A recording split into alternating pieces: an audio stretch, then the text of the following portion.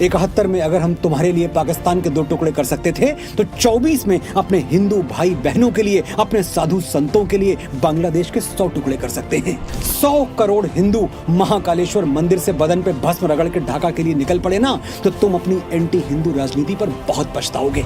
जिसमें गिरती हैं सभी नदियां वो सिंधु हैं हम, सारी दुनिया को वतन कहते हैं, हिंदू हैं हम।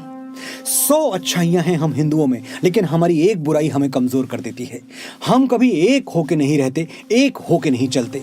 4 हिंदू एक साथ एक दिशा में तभी चलते हैं जब 5वां कंधे पर हो। यह बदलना होगा, और जिस दिन बदल दिया उस दिन पूरी दुनिया हमारे आगे साष्टांग प्रणाम की मुद्रा में झुकी हुई मिलेगी। और अगर ऐसा नहीं हुआ तो यह भी सच है कि हम अपनी ही आंखों के सामने भारत को बांग्लादेश बनते हुए देखेंगे और रोक नहीं पाएंगे। क्या हो रहा है वहां? वो इस्कॉन जिसने पूरी दुनिया में मुस्कान बांटी है, उनके 4 मंदिर फूंक दिए गए। एक वो भी समय था जब हमारे एक स्वामी श्री विवेकानंद शिकागो गए और पूरे पश्चिम ने उनकी आरती उतारी। आज बांग्लादेश में 4 संतों को निरपराध जेल में डाल दिया गया है। स्वामी चिन्मय कृष्णदास पर राजद्रोह का गंभीर आरोप लगा है। और क्यों? क्योंकि उन्होंने ढाका में भगवा लहरा दिया था। एक सनातनी भगवा नहीं लहराएगा तो क्या सजदा करेगा? अपनी बात कहने का, अपना पक्ष रखने का मौका तक नहीं दिया जा रहा हमारे संतों को। कोई फेयर ट्रायल नहीं, कोई दलील नहीं, कोई वकील नहीं।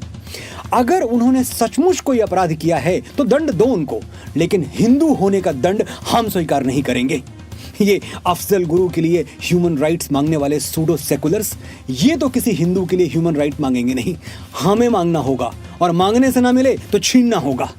मैं बांग्लादेश को चेतावनी देता हूं, हमारे मंदिरों पर, हमारे संतों पर हमला बंद करो, वरना याद रखना 71 में अगर हम तुम्हारे लिए पाकिस्तान के 2 टुकड़े कर सकते थे तो 24 में अपने हिंदू भाई बहनों के लिए, अपने साधु संतों के लिए बांग्लादेश के 100 टुकड़े कर सकते हैं।